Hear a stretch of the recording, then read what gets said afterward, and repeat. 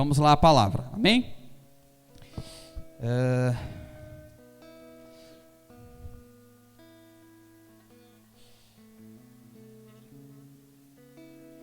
O texto está em Lucas, capítulo 11, versículos 29 ao 34. Então, Lucas, capítulo 11, do versículo 29 ao 34. Jesus alerta contra a incredulidade. 29, ok? E Jesus, ajuntando-se à multidão, começou a dizer: maligna é esta geração. Ela pede um sinal e não lhe será dado outro sinal, senão o sinal do profeta Jonas. Porquanto assim como Jonas foi sinal para os ninivitas, assim o Filho do Homem o será também para esta geração. A rainha do sul se levantará no dia do juízo com os homens desta geração e os condenará, pois até dos confins da terra veio ouvir a sabedoria de Salomão, e eis aqui está quem é maior do que Salomão. Os homens de Nínive se levantarão no dia do juízo com esta geração e a condenarão, pois se converteram com a pregação de Jonas. E eis aqui está quem é maior do que Jonas. E ninguém acendendo uma candeia a põe em oculto, nem debaixo de alqueire, mas no velador, para que os que entram vejam a luz. A candeia do corpo é o olho. Sendo, pois, o teu olho simples, também todo o teu corpo será luminoso. Mas se for mal, também todo o teu corpo será tenebroso. Amém? Até o 34. Então, o início do capítulo 11, né? Como eu li para os irmãos, Jesus vai ali, ele inicia com uma oração, né? Ele inicia como ensinando aos discípulos a orar, né? Como eu li ali. Mas, seguindo mais adiante, né, que é onde eu quero falar sobre o tema central ali, que é sobre renovar o seu olhar. Renove o seu olhar. A partir do versículo 33, Jesus vai dizer: e ninguém acendendo uma candeia a põe em oculto, nem debaixo de alqueire, mas no velador, para que os que entram vejam a luz. A candeia do corpo é o olho, sendo, pois, o teu olho simples, também todo o seu corpo será luminoso. Mas se for mal, também todo o teu corpo será tenebroso. Então, vamos falar um pouquinho aqui sobre a candeia, né? O que é a candeia, ou lamparina, como diz outras traduções. É um vaso suspenso, né, por um gancho, né, fixado à parede, né? Uma peça lá que vai iluminar o local. E muitas vezes ela, no início, era abastecida com óleo, né? E aí, depois, no tempo, né, no novo tempo, com gás, né? Com gás era feita essa iluminação.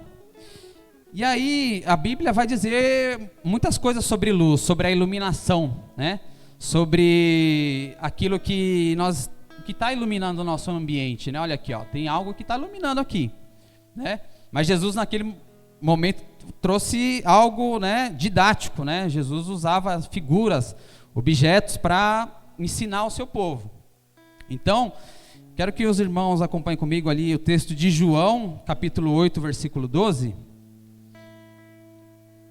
João, capítulo 8, versículo 12. Jesus é a luz do mundo. Falou-lhes, pois, Jesus outra vez, dizendo: eu sou a luz do mundo. Quem me segue não andará em trevas, mas terá a luz da vida. Outra palavra sobre luz, né? Está ali em João, capítulo 1.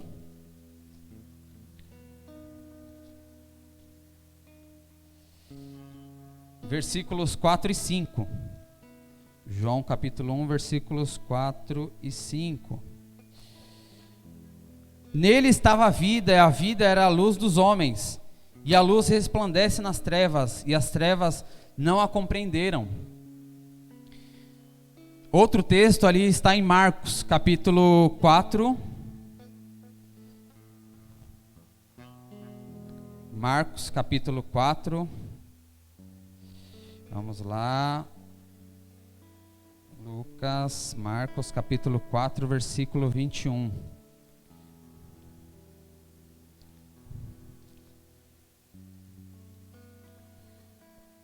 E disse-lhes: vem porventura a candeia para ser posta debaixo do cesto ou debaixo da cama? Não vem antes para se colocar no velador? Então aqui, né, Jesus está falando mais uma vez ali. A gente coloca a luz lá do abajur, não coloca debaixo da cama, né?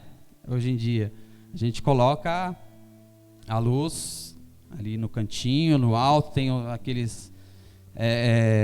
aquelas estantes, lamparinas mais altas, né? A gente usa para iluminar o nosso ambiente. Amém? E nós, por que nós estamos olhando, nós estamos colocando Jesus sendo luz nas nossas vidas, né? Nós estamos colocando no nosso ambiente de trabalho, no nosso ambiente familiar, Jesus como essa lamparina, né? Jesus sendo essa candeia, né, que ilumina o local. Será que estamos olhando ao nosso redor, estamos vendo, porque aqui passa, né, o nosso olho, a visão, onde nós temos a candeia, nós estamos vendo aqui, ó, a luz, né? E o que nós estamos vendo, passando, né, reflete Cristo em nós, reflete o que nós estamos vendo, o tempo que nós estamos vendo ali, a televisão, vídeo, mídias, muitas vezes ali novelas que vêm com sensualidade. Nós estamos guardando o nosso olhar, né, através da lamparina ali de Jesus. Então, que possamos, né, como diz o texto aqui de Lucas 11, né, que possamos ter a luz de Jesus em todos os nossos ambientes, né, em tudo que formos fazer, né, a luz, e ninguém acendendo uma candeia põe em oculto, né, ou seja, nós temos a Jesus que é essa luz, a gente não pode deixá-la em oculto em nossas vidas, nós temos que ter essa lamparina nos nossos projetos, nos nossos planos, nas nossas ações, né, em tudo que formos realizar, né, e cuidar do que nós estamos vendo diante de nós, porque aqui o olhar é a porta que vai refletir na nossa mente, vai refletir nas nossas ações, né, que possamos meditar cada vez mais na palavra de Deus, olhar para ela, ler, né, meditar, aprender com ela, para que ela possa ser realmente lâmpada e luz para os nossos pés. Amém? Então, esse é o primeiro ponto. Para que estamos olhando? Né? Estamos olhando com o olhar, com a candeia que ilumina o nosso ambiente, onde nós estamos. Então, esse é o primeiro ponto, a primeira perspectiva. Então, a segunda perspectiva que nós temos que ter através da candeia que ilumina o corpo, da nossa visão, é olhar com os olhos espirituais, né? Olhar com os olhos da fé, né? Muitas vezes a fé, a palavra de Deus vai dizer que a fé vem pelo ouvir, né? E ouvir o que? A palavra de Deus. Será que nós estamos ouvindo a palavra de Deus? Só estamos aqui meditando às 2 horas do culto ou na quinta-feira? Será que durante a nossa semana a gente tira um tempo realmente para ler um salmo aqui, ou um plano bíblico que a gente iniciou e a gente não terminou, né? Algo que a gente inicia os trabalhos com Deus, falar esse propósito, não, Senhor, vamos ali, vamos, esse ano eu vou ler a Bíblia toda, esse ano eu vou orar mais, esse ano eu vou fazer isso, Senhor, para Ti, mas muitas vezes a gente dá 1, 2, 3 passos e para, né? Que possamos seguir com os olhos da fé. Os problemas vão estar diante de nós, os problemas vão estar à nossa frente, e que possamos ter os olhos espirituais para crer no milagre, para crer na cura, para crer que hoje nós estamos com dificuldade financeira, mas essa dificuldade vai passar, que possamos ter fé, olhar com fé e nos edificando, né? Assim como diz o texto, a candeia do corpo é o olho, sendo pois o teu olho simples, todo o teu corpo será luminoso, mas se for mal, também todo o seu corpo será tenebroso. Ou seja, nós estamos aprendendo, nos edificando com a palavra de Deus, nós estamos trazendo luz para o nosso corpo, para a nossa mente, nós estamos trazendo um renovo no nosso olhar, no que está diante de nós, O pastor pregou aqui uns dias atrás sobre focar no nosso trabalho. Será que nós estamos focando no nosso trabalho? Será que estamos focando naquilo que Ele está colocando diante de nós, né? Muitas vezes a gente acorda ali daquela forma, desanimado, com a falta de fé, mas que possamos ter os olhos da fé e nos alimentar com a palavra de Deus, olhar para ela, ler e olhar com os olhos da fé. Muitas vezes você não está vendo a porta aberta naquele momento, né? Você não está vendo, mas que você possa com os olhos da fé ver, né? Que você possa se alimentar dia após dia da palavra, né? Se alimentar dia após dia, ter comunhão com os irmãos, né? Ter o convívio com os irmãos, porque a gente aprende um com o outro, né? A gente se fortalece um com o outro quando a gente está em unidade, né? Quando a gente está no mesmo propósito como igreja que somos aqui, né? Que possamos olhar com os olhos espirituais e orar. Muitas vezes as pessoas do nosso lado estão carentes de oração e a gente às vezes não tem fé para orar. Muitas vezes a gente não tem fé para lançar uma palavra ali diante dos homens, das pessoas do nosso redor, do nosso trabalho, do nosso ambiente familiar. Possamos lançar a palavra, porque nós vamos ler ali em Hebreus capítulo 11, né? Hebreus capítulo 11, eu vou ler aqui para os irmãos.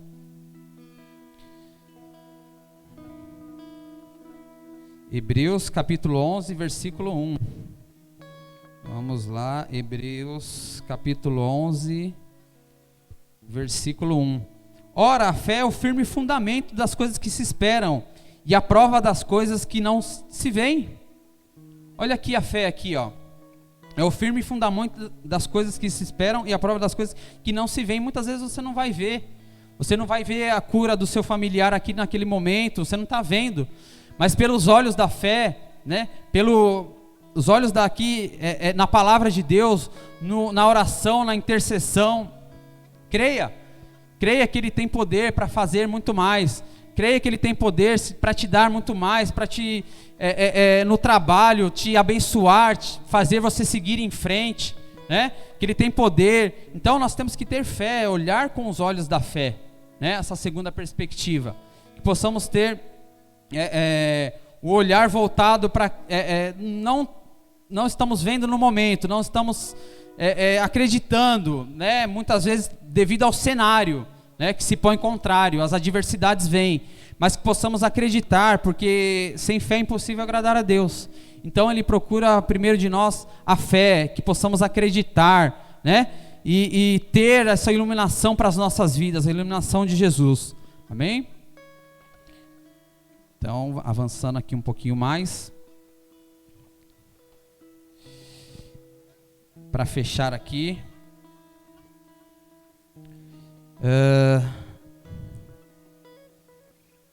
Olhar como alguém atento, né? Vigilante, né? Olhar com os olhos espirituais, discernindo a palavra de Deus, que temos que discernir. E os que são do Espírito discernem, né? Então, que possamos discernir. Muitas vezes o inimigo vem com armadilhas para a nossa vida, né? Muitas vezes ele quer nos parar, ele quer jogar a sua seta e nos frear, mas que possamos olhar com os olhos espirituais, renovando e trazendo a luz, né, que ilumina, para que as setas do maligno não peguem nós.